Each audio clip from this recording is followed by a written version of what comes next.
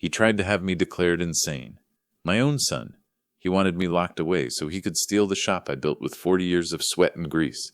He thought the old mechanic was broken down, ready for the scrapyard. He was about to find out I don't just fix engines. I tear down betrayals and rebuild justice. The smell of oil and grease usually calmed my nerves. It was the scent of my life. 40 years spent building Hayes Auto Repair with my own 2 hands. I'm Robert. I fix things. It's honest work. It built the home I shared with Helen. It kept food on the table and sent my son Daniel to a fancy college. I wiped the grease from my hands, looking around my shop. The exhaustion was heavy. My knuckles ached, swollen from decades of hard work. I was 65. It was time to retire. But it was worth it. My boy was successful. Or so I thought. If you're watching this, subscribe and let me know where you're watching from. It helps to know I'm not alone in this crazy world. The fluorescent lights in Thomas's office always buzzed. A low, irritating hum. Usually I just wanted to sign whatever and get back to my shop. But this time, the humming felt different. It felt like a warning siren. I was there to finalize my will. Everything was going to Daniel. The shop, the house, the savings. Helen, my late wife, made me promise to make sure he was secure. That promise was why I was sitting in that stiff chair. But something was wrong. Very wrong. Thomas was my lawyer, and one of my oldest friends. He'd been with me since I signed the first lease on the garage. I expected a quick process. A few signatures. A handshake. Maybe some talk about fishing trips. Thomas, however, looked pale. He hadn't prepared the papers. He was nervously adjusting his glasses, staring at a manila envelope on his desk like it might bite him. His silence was louder than the humming lights. "Robert," Thomas started. His voice was tight, strained. "I'm glad you came in. I sent you an email this morning. I see you haven't opened it. You know I hate email, Thomas. I fix cars. I don't type." I chuckled. The sound died in the sterile room. Thomas wasn't smiling. His expression was grim. Serious in a way I hadn't seen since Helen's funeral. He slowly pushed the envelope toward me. I opened it. Inside was a printout of the email. My eyes scanned the page. The words blurred. Then they snapped into sharp, terrifying focus. "Robert, we need to talk urgently. Do not sign the will. Do not include Daniel. He's up to something dangerous. Call me immediately." The humming and the lights seemed to get louder, drilling into my skull. I stared at the paper, then at Thomas. "What is this? Is this some kind of joke?" "I wish it were, Robert," Thomas said softly. My blood ran cold, then hot with anger. "A joke? You're talking about my son." I stood up. My hands clenched into fists. "Daniel is a good man. He's smart. He's successful. Why would you write something like this? It's insane." "Because I'm your friend, Robert, and I'm your lawyer," Thomas replied. His gaze was steady, unwavering. "My loyalty is to you, first. He's worked hard. He deserves that inheritance." I leaned over the desk. "You've known him since he was in diapers, Thomas." I wanted to scream. I wanted to tear the paper into pieces. But the look in Thomas's eyes stopped me. Pity and grim certainty. "Robert, sit down," Thomas insisted. He gestured firmly to the chair. "Please, what I have to tell you isn't easy. You need to hear all of it." I reluctantly sat back down. My heart pounded against my ribs like a trapped bird. "When you asked me to finalize the will," Thomas began, "I started the standard checks. I looked into Daniel's situation. He opened a drawer. He pulled out a thick file. 'Robert, your son is drowning.'" "Drowning? What did that even mean?" "He's in massive debt," Thomas explained. "Not a mortgage. I'm talking high-risk investments, bad ones, and gambling. Severe gambling debts." I shook my head. "No, impossible. He's a finance manager. He just bought a new BMW. Then Thomas mentioned a name that made my stomach turn. "He owes money to Vinny the Shark Malone. Vinny doesn't send polite reminders, Robert. He sends people to break legs. Vinny Malone, a loan shark from the old neighborhood. This wasn't just debt. This was dangerous." "It's all a facade," Thomas said. He slid papers across the desk. Bank statements, loan agreements, credit reports. The numbers were staggering. Hundreds of thousands of dollars. All red ink. He's leveraged to the hilt. The condo is mortgaged twice. The BMW is leased. He's barely making minimum payments. Thomas wasn't finished. His firm put him on probation 2 months ago. He's hanging on by a thread. And Vinny Malone is holding the scissors. I felt sick. My son, the successful businessman, was a fraud, and a desperate one. But that wasn't the worst part. I had to defend him. I had to. Okay, maybe he made some mistakes, I stammered. He needs help. He needs his family. I looked at Thomas, pleading. This doesn't mean he's dangerous to me. It means he's in danger. Maybe the inheritance is exactly what he needs to pay off Malone, a fresh start. Thomas looked down at his hands. His voice was heavy with regret. That's what I thought too at first, he said, until I found this. He produced one final document. A corporate filing. This is a preliminary agreement, Thomas explained. He pointed to the letterhead. It's between Daniel and Apex Developments. Apex? The big real estate company? The ones buying up half the city? My stomach tightened. Yes, Thomas nodded grimly.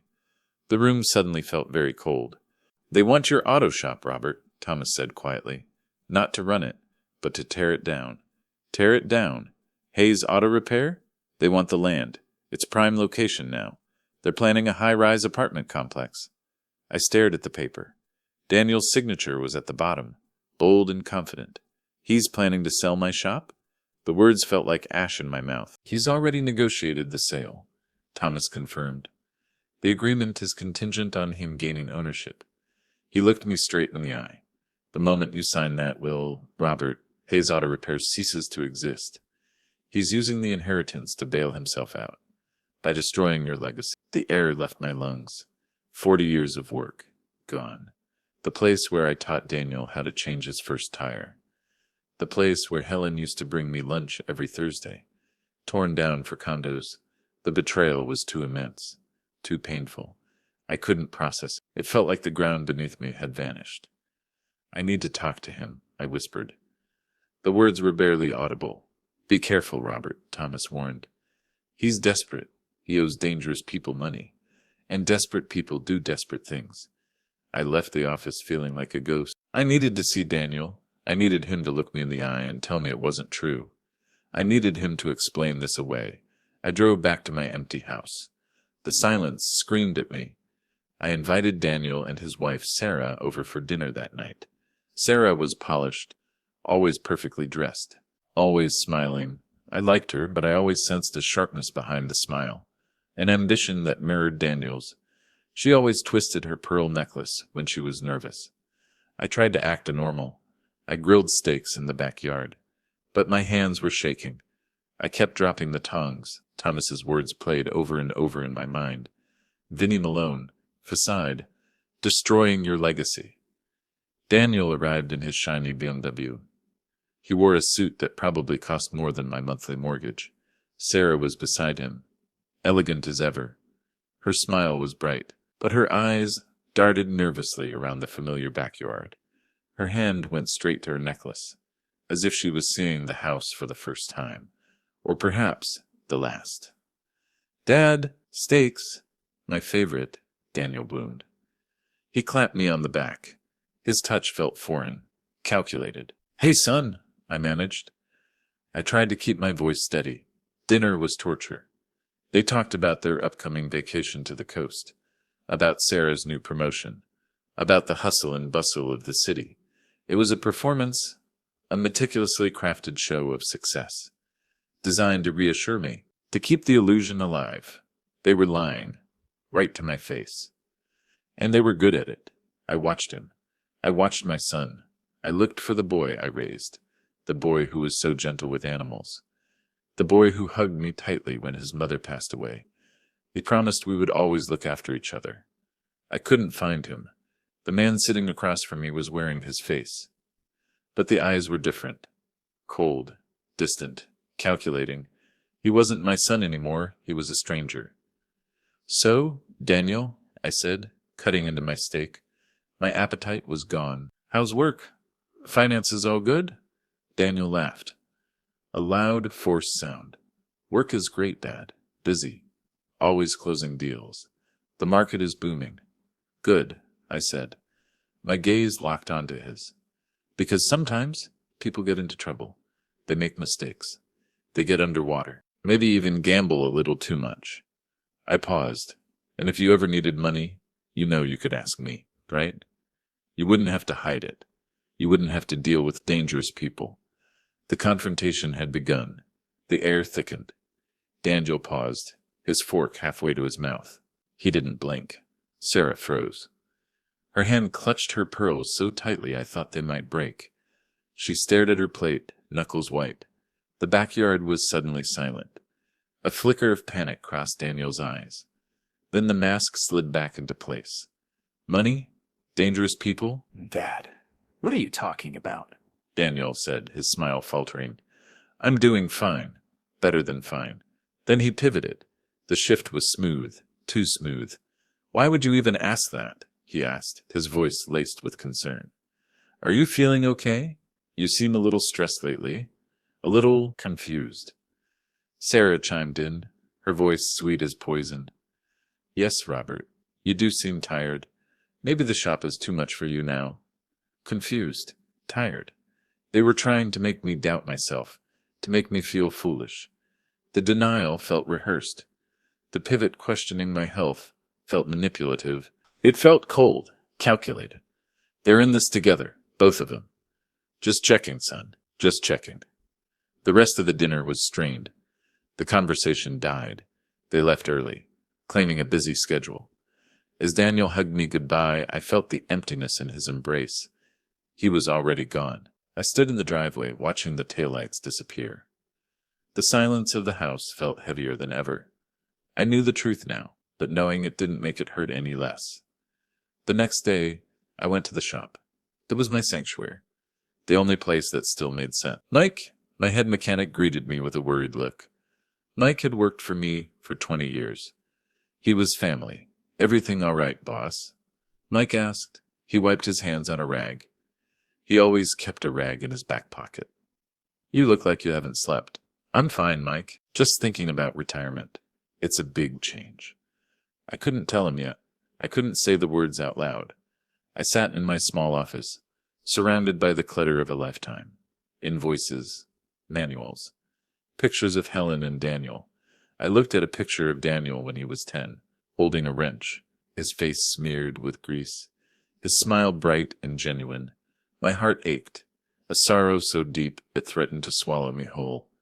Where did that boy go? I couldn't just add it. I needed confirmation. Something undeniable, even if it broke my heart. I needed to hear it from the source. I called the number for Apex Developments. I asked for the person in charge of acquisitions. A slick-sounding man named Mr. Harrison took my call. My hands were sweating. I gripped the phone tightly. Mr. Harrison, this is Robert Hayes. I own Hayes Auto Repair. I took a deep breath. I understand you've been negotiating the purchase of my property. There was a brief silence on the other end. Ah, Mr. Hayes, a pleasure. His voice was smooth, practiced. Yes, we've had very productive discussions with your representative, Daniel. Representative, the word hit me like a punch to the gut. He's not my representative, I said. My voice hardened. He's my son. And the shop is not for sale. Mr. Harrison chuckled. A cold, indifferent sound. It made my skin crawl. Mr. Hayes, I understand your sentimental attachment, but the offer we made is very generous. He paused. Daniel assured us the transfer of ownership was imminent. He said you were eager to retire, looking forward to traveling. He mentioned you were finding the business stressful. Like Daniel was using the same manipulative tactics on Harrison that he used on me, painting me as overwhelmed and eager to disappear. It's not imminent, I snapped. My anger rising. Well, Harrison said. His tone turned icy. That's unfortunate. But the preliminary agreement is signed. We have invested significant resources into this project. He didn't care about me. He didn't care about my shop. If Daniel inherits, we expect him to honor the agreement. We will enforce it legally, if necessary. He delivered the final blow. Business is business, Mr. Hayes. He hung up. I sat there, the phone buzzing in my hand. The world felt like it was tilting. It was true. My own son was planning to dismantle my life's work, to save himself from Vinnie Malone. I had to confront him, not with accusations, but with the truth. I called Daniel. I asked him to meet me at the shop after closing time. He arrived late, looking irritated. The shop was quiet. The air hung heavy with the smell of oil and metal. My kingdom. What is it, Dad? I have a late meeting. This better be important. He didn't even look at me. He was checking his expensive watch, always checking the time. The disrespect stung, but I stayed calm. It is, I said. I led him into the garage. Daniel, I started. My voice trembled slightly despite my effort to remain calm. I know about the debts. I know about the gambling. I know about Vinnie Malone. I paused, letting the words sink in. And I know about Apex Developments. I spoke to Mr. Harrison. Daniel froze. His face went white, then red. The transformation was immediate. What are you talking about? Who have you been talking to? Thomas? That snake. He was trapped, and he knew it. You're planning to sell my shop, I said. 40 years of my life. Gone. He tried to deny it. He stammered, deflected. He accused Thomas of lying, of being jealous of Daniel's success. But I held up the copy of the agreement Thomas had given me. Daniel's signature, bold and clear. Explain this. The silence stretched, tense, unbearable. The mask didn't just slip. It fell off, revealing the monder underneath. Daniel stopped pretending. He paced the garage floor, his expensive shoes clicking on the concrete. The silence stretched, broken only by his ragged breathing. He looked at me, and I saw a stranger in his eyes. A cold, calculating stranger. Okay, fine. I'm selling it. So what? He threw his hands up in the air, his voice echoing in the empty space. So what? I asked, incredulous. This is everything I built, everything your mother and I sacrificed for. This place is a dinosaur, Dad. He gestured wildly around the garage, his face contorted with disgust. It's outdated. It's barely making a profit. It's an eyesore. An eyesore. The word stung more than I thought possible. It's my life, Daniel. My voice cracked with emotion. It put food on the table. It paid for your college education. It paid for your wedding. It paid for that suit you're wearing. And I'm grateful, he spat. The word laced with sarcasm. But I can't live in the past. The land is worth 10 times what this greasy business is. He stopped pacing, looked me straight in the eye, the resentment clear as day. I have a chance to make real money, Dad, real success, to fix the mess I made. And I'm taking it. Greasy business. Stubborn. Sentimental. He saw my life's work as a burden. He saw me as a fool. The disrespect cut deeper than the financial betrayal. It was an attack on my identity, my worth. You think I'm too old to understand. Is that it? I whispered, the realization hitting me like a physical blow. Too stupid? Yes, he shouted. The word hung in the air, vibrating with contempt. You don't understand modern finance. You don't understand leverage. You don't understand the world anymore. He glared at me, his eyes filled with a resentment that shocked me to my core. I'm trying to secure our future, he said, his voice cold and hard, and you're embarrassing yourself clinging to this old garage. I stared at him, horrified. This was the man I was planning to leave everything to. A man who saw me as an obstacle. Get out, I whispered. Dad, be reasonable. He stepped closer, his tone softening slightly, trying to manipulate me again. The deal is done. Sign the papers, and let's move on. I was going to give you a cut, a generous one, but you had to go digging, he blamed me, for discovering his betrayal. Get out of my shop, I roared, the sound tearing through my chest. The rage and pain erupting like a volcano. Daniel glared at me, his eyes filled with cold fury. Then he turned and walked away. He left me alone in the darkness. The silence broken only by the sound of my own ragged breathing. I thought that was the worst of it. I thought the betrayal was just about money, about greed, about a desperate man making terrible choices. I was wrong. The darkness went much deeper. The next few days were a blur. I couldn't eat, couldn't sleep. The grief was overwhelming, paralyzing. I felt a profound sense of loss. Not just for the shop, but for the son I thought I knew. If this story has your heart racing, make sure to hit the like button and subscribe. Every click helps us keep uncovering stories that deserve to be heard. I started thinking about Sarah, her nervousness at dinner. her polished facade, the way she twisted her necklace, the way she talked about their future.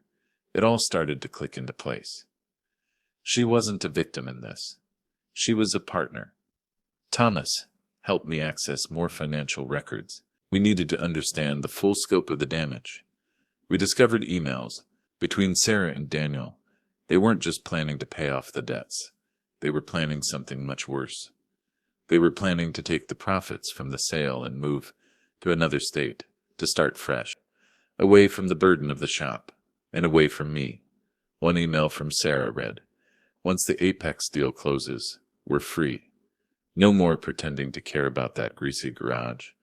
No more boring Sunday dinners with your father." She finished with a line that pierced my heart. "We deserve this life, Daniel. We deserve this." The entitlement was staggering. They felt they deserved my life, without any regard for me. I had to try and reach her. I went to her office building, a gleaming tower of glass and steel. I waited in the lobby, feeling small and out of place in my worn jacket and work boots. "Sarah," I said when she finally came down. She looked impeccable and irritated. "We need to talk." "How could you do this? This is my life." "Robert, please don't make a scene," she hissed. She glanced nervously at the security desk. I was an annoyance, interrupting her important day. "I have grandchildren," I pleaded. My heart ached for them. I wanted this for them too. The value of honest work. Sarah stood stiffly, her arms crossed. She didn't invite me to sit. She looked at me like I was a stain on the marble floor. The lobby felt vast and cold, echoing the distance between us. Her hand kept straying to her pearls, twisting them relentlessly.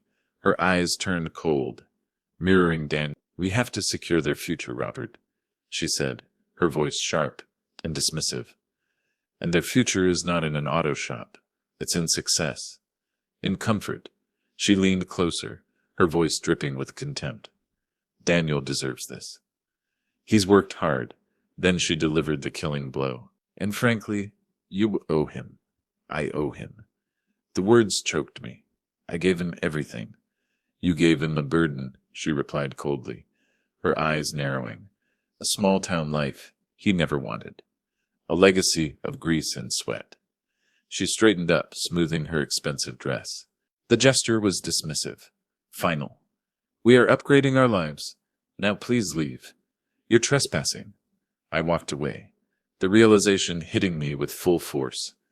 They were united in their greed, their selfishness, a united front of betrayal. I thought I had reached the bottom of the pit of despair. I thought the pain couldn't get any worse. But then Thomas called me, his voice grave, almost trembling.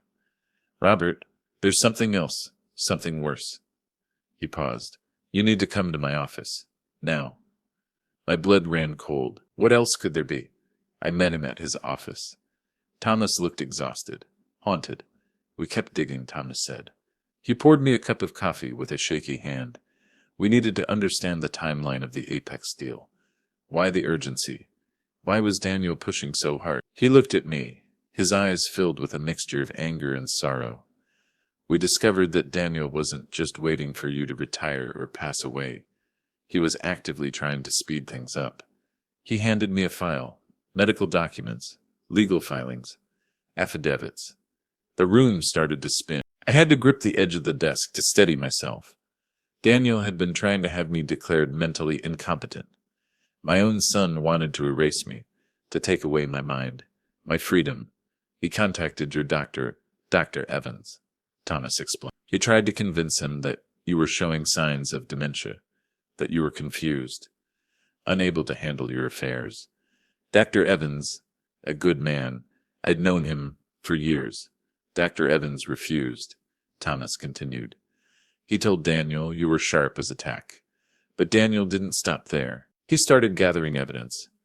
Normal signs of aging, twisted into something sinister.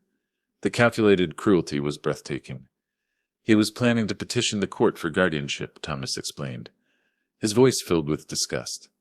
"He filed the preliminary paperwork 3 weeks ago." The timeline hit me hard. 3 weeks ago, while he was smiling at my dinner table, If he succeeded, he would have gained control of your assets immediately. He could have sold the shop, put you in a nursing home, and walked away with everything. Thomas shook his head. The inheritance was just the backup plan. This was the main attack. He wanted to lock me away, to declare me dead to the world, just to get his hands on the money sooner, to save himself from Vinnie Malone. I remembered the conversation at dinner. "Are you feeling okay? You seem a little stressed lately, a little confused." It wasn't concern. It was manipulation. It was groundwork. I remembered a conversation we had a few weeks ago. I was looking for my reading glasses. Frustrated. Tired. Daniel had recorded the conversation on his phone. Thomas had managed to obtain the recording. We played it, the sound of my own voice, sounding frail. Confused. Filled the room. I swear I left them right here. "I don't know what's wrong with me lately. I'm losing my mind." Daniel's voice. Dripping with fake concern. Smooth and reassuring. "It's okay, Dad. You're just getting forgetful. It's happening more and more. Maybe it's time we talked about getting you some help. A nice place where you don't have to worry about anything, where people can look after you." He was building a case against me, weaponizing my vulnerability, my trust, my love for him. This wasn't just greed. This wasn't just betrayal. This was evil. The next day, Daniel realized I knew. He must have found out that Thomas was investigating the incompetency filings. He panicked. He preemptively froze a joint savings account we still shared. A small emergency fund. It wasn't much money. But the act itself was a declaration of war. A petty act of cruelty, designed to hurt me, to show me he was in control. Then Thomas received a letter from Daniel's lawyer, a slick-looking man named Mr. Peterson, threatening a lawsuit. Defamation. Legal investigation. They were trying to bully us into silence. They were cornered, desperate, and dangerous. I felt exhausted. The fight seemed too big, the betrayal too deep. I, as an old man, tired and heartbroken, maybe I should just give up. Let him have the shop. Let him have everything, and disappear. The pain was so immense. I just wanted it to stop. I wanted the nightmare to be over. I sat in my empty house, the weight of the world crushing me. But then I thought of Helen. I thought of her strength, her unwavering belief in doing the right thing, her fierce protection of our family. I thought of Mike and the other mechanics at the shop, honest men who relied on me, who trusted me. I couldn't let Daniel win. I couldn't let him destroy everything I had built, everything Helen and I stood for. I couldn't let him get away with such calculated cruelty. The fight wasn't over. It had just begun. Daniel called me that evening. His voice was cold and demanding, devoid of any trace of the son I once knew. "Dad, this has gone far enough. You're making a mess of everything. You're jeopardizing the Apex deal, and you're making yourself look foolish. Fighting the inevitable." "Am I?" I asked, my voice hollow. "Yes, you are." His voice hardened. "Now listen to me very carefully. Sign the transfer papers now, or I will make your retirement a living hell." The threat hung in the air. "Ugly, vicious, I will drag your name through the mud," he continued, his voice dripping with malice. "I will finish what I started with the incompetency filing, and this time I will win." He paused, letting the words sink in. "I have the evidence. I have the lawyers. I will have you locked up in a state-run facility, drooling in a wheelchair. Do you understand me? Submit or be destroyed." I looked at the picture of Helen on the mantelpiece. Her eyes seemed to look right through me, urging me to be strong. "Okay, Daniel," I said, my voice surprisingly calm. A cold clarity settled over me. The fear was gone, replaced by a resolute determination. "I'll sign the papers." Daniel's relief was palpable. "Sickening. Good. Finally, you're seeing sense. Meet me at Thomas's office tomorrow morning. 10 a.m. We'll finalize everything." He added one last warning. "And Dad? No more games. I'll be there." I hung up the phone, the plan forming in my mind. I wasn't going to fold. I was going to fight, but not with anger, not with revenge, with the truth. The next morning I arrived at Thomas's office. I felt a strange sense of peace. I was dressed in my best suit, the one I wore to Helen's funeral. It felt appropriate. I was here to bury my son. Thomas greeted me with a reassuring nod. He had prepared everything, just as I asked. The evidence was neatly organized on the large conference table. The debt records, the Apex agreement, the incompetency documents, the testimony from Dr. Evans, the recordings, the emails, a comprehensive archive of betrayal. Daniel and Sarah arrived shortly after, looking smug, triumphant. They barely acknowledged me, their eyes fixed on the stack of papers on the table, the inheritance they felt entitled to. Daniel's lawyer, Mr. Peterson, was with them, radiating arrogance. "Let's get this over with," Daniel said. He sat down and reached for a pen. "Where do I sign?" "Let's finalize the transfer of the business and the assets." They thought they had won. They were wrong. "Not so fast," Thomas said calmly, his voice cutting through the tension in the room. "There are a few things we need to discuss first." "Discuss what?" Peterson snapped. Impatient. "The agreement is clear. Mr. Hayes is transferring ownership. We are here to execute that agreement." I said, speaking for the first time. My voice was clear and steady. "But before I do, I want to talk about the shop." Daniel sighed impatiently. He rolled his eyes. "Dad, we don't need a history lesson. We know you built it from scratch. We get it. You're sentimental. I think we do need a lesson," I said. 40 years ago, I started Hayes Auto Repair. It was more than just a business. It was a promise. To my wife. To myself. A promise to build something honest. Something lasting. I paused. I looked directly at Daniel. "I thought you understood that. I thought you shared those values." "We do, Robert," Sarah said, her voice dripping with fake sincerity. Her hand went to her necklace again. "We just want to maximize the value of your assets, to ensure your comfortable retirement." "Maximize the value? By tearing it down," I said, my voice rising, the anger finally breaking through the calm facade. "By selling it to the highest bidder, to pay off your gambling debts and fund your escape plan." Daniel's face paled. Peterson looked uncomfortable, shifting in his seat. "That's a serious accusation, Mr. Hayes," Peterson said, his voice losing some of its arrogance.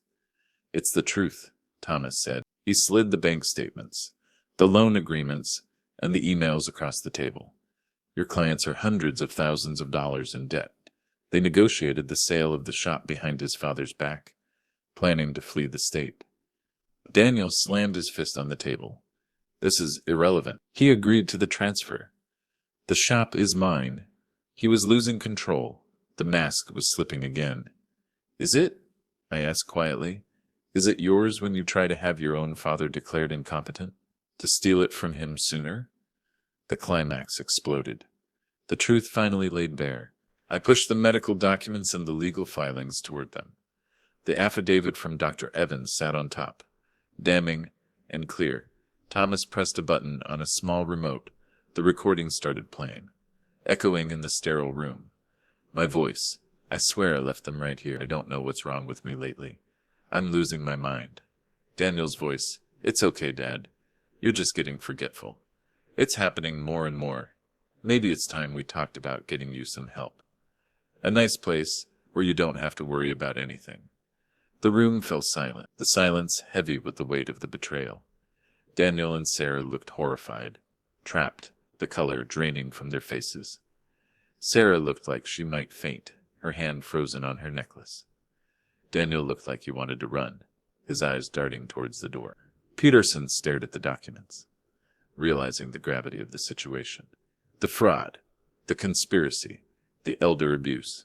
This is serious," Peterson stammered, looking at Daniel with absolute disgust. "You didn't tell me about this. This is potential criminal conduct." He stood up, quickly gathering his briefcase. "I can't represent you. I won't be a party to this." He looked at Daniel one last time, shaking his head. "You're on your own." He walked out of the office, leaving Daniel and Sarah alone, exposed. Daniel looked at me, his eyes filled with desperation, then hatred. "You set me up," he hissed. "You pathetic old man. You tricked me. I exposed you. I corrected him. I stood up, looking down at the son who had become a stranger. The emotional break was complete. The love I had for him, the pride, the hope, it all turned to dust. I came here today to finalize my will, I said, my voice thick with emotion. And I have. Thomas handed me a new document. The revised will. Daniel, I said, my voice trembling but resolute. You are completely disinherited. You will receive nothing. Not the shop. Not the house. Not a single cent. Daniel and Sarah stared at me, speechless. Their faces masks of shock and disbelief. You can't do this, Sarah screamed, her voice shrill with panic. We have rights. We'll fight this. You forfeited those rights when you tried to have me committed, I said, my voice cold and final. Now you have a choice. I leaned forward. You can walk away quietly. Deal with your debts, including Vinnie Malone and the fallout from the failed Apex deal, on your own, and never contact me again. I paused. Or I will press charges. Fraud. Conspiracy. Elder abuse. I will expose everything you did to the world. The choice is yours. Daniel glared at me, his face contorted with rage. But he knew he was beaten. Evidence was overwhelming. The truth was undeniable. Without a word, Daniel stood up. He grabbed Sarah's arm and stormed out of the office. The door slammed shut behind them, the sound echoing the end of our relationship. The silence in the room was heavy. Thomas put a comforting hand on my shoulder. Are you all right, Robert? I nodded slowly. I am. It's finally over. I went back to my empty house. The victory felt hollow. I had saved my legacy, but I had lost my son. I sat in the living room, surrounded by memories of Daniel as a child, his laughter echoing in the hallway, his first steps taken right here on this rug, his graduation photo proudly displayed on the mantelpiece. I mourned the son I thought I had, the son I loved, the son who no longer existed. I wept for the boy he was, and for the monster he became. The discovery hadn't just ruined my retirement plans. It had ruined the memory of my family. A few days later, I visited the auto shop. The familiar sounds and smells greeted me like an old friend, a comfort in the midst of the pain. Mike was working on a carburetor, his hands moving with practiced ease, his focus absolute. Hey, boss, he greeted me. Glad to see you. We were worried about you. I watched him work, his dedication, his honesty, his passion. He embodied the values I had tried to teach Daniel: hard work, integrity, loyalty, and suddenly I knew what I had to do. I realized where my true legacy lay. Mike, I said, I want to talk to you and the other guys. I gathered the long-term employees in the garage, men who had worked for me for decades, who shared my values, my work ethic, men who were loyal and honest. I've decided not to retire fully, I announced, but I am making some changes. I explained that I was transferring ownership of the shop to them, through a trust that Thomas had set up. Hayes Auto Repair would become an employee-owned business. Mike and the others were stunned. Tears welled up in Mike's eyes. Boss, we can't afford to buy this place. We're just mechanics. You don't have to buy it, I said, my voice thick with emotion. You've already earned it, with your loyalty, your hard work, your dedication. I handed Mike the keys, the weight of them familiar and comforting. This is your legacy now, I told them. Take care of it. I realized then that legacy isn't always about blood. It wasn't about family names or inheritance. It was about the people who shared my values, who built something honest and lasting with me. I sat in my small office, teaching Mike the finer points of managing the books. The work felt good, meaningful. A bittersweet tear rolled down my cheek. But I felt a sense of peace I hadn't felt in a long time. I had lost a son, but I had found a family, and Hayes Auto Repair would live on, not as an asset to be liquidated, but as a testament to honest work, loyalty, and the realization that sometimes the deepest betrayals come from the ones we love the most. Thanks for listening. Please rate our story in the comments. If you enjoyed it, don't forget to subscribe. Your support means a lot, because your time matters.